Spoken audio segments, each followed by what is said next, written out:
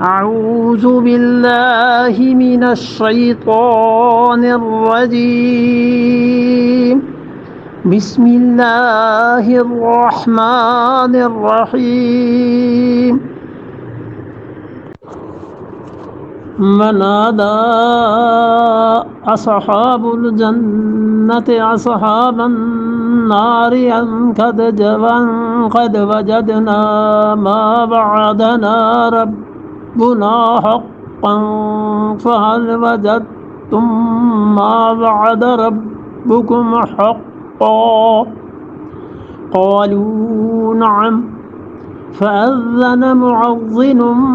بينهم لعنة الله على الظالمين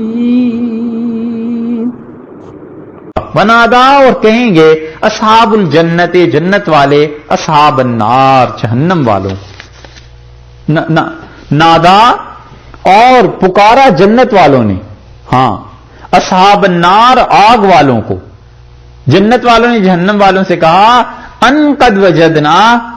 ہم نے بلا شک و شبہ پا لیا ہے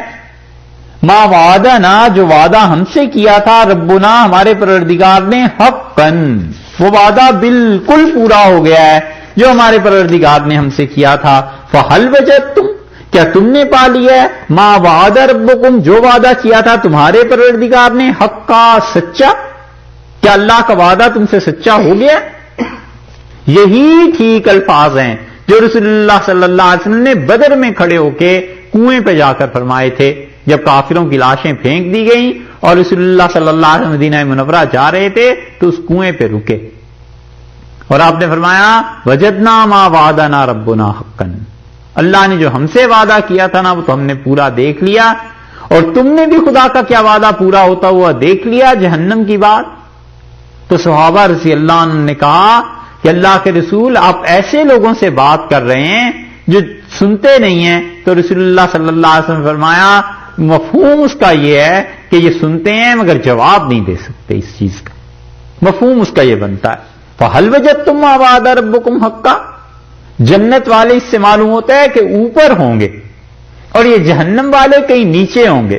بڑی لمبی بحث اس پہ بھی کی ہے بعض لوگوں نے کہ آواز کیسے پہنچے گی اوپر سے نیچے یہ تو کہیں نیچے جہنم اور کہیں اوپر جنت ہمارا زمانہ دیکھتے تو سارے مسائل حل ہو جاتے کہ کیسے آوازیں پہنچتی ہیں فہل وجدتم ما وعد ربکم حقا اللہ کا وعدہ پورا ہوا قالوا نعم بولے جہنم والے اور انہوں نے کہا قالوا نعم انہوں نے کہا ہاں بالکل پورا ہوا فاذن مؤذن پکارنے والا پکارے گا بینہم ان کے درمیان اور کہے گا لعنت اللہ علی الظالمین اللہ کی پھٹکار پڑے بے انصافوں پر اللہ کی لعنت ہو ظالموں پر زندگی ساری ظلم میں گزار کے آئے عقیدہ شرک کا برباد کیا خدا کی توحید کو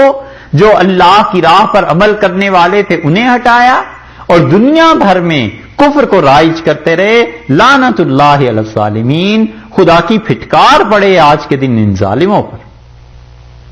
بڑی تسلی ہوتی ہے ان آیات کو پڑھ کے اللہ محفوظ رکھے کہ کوئی ہم میں سے اس میں شامل ہو لیکن تسلی اس لیے ہوتی ہے کہ ان کافروں نے دنیا میں جتنی انت مچائی ہوئی ہے اور جتنا سر اٹھایا ہوا ہے جب اس مالک کے حضور میں پہنچیں گے پھر پتا چلے گا کہ وہ کفر اور شرک جس کو دنیا میں پھیلاتے رہے ہو اس نے کتنا نقصان کر دیا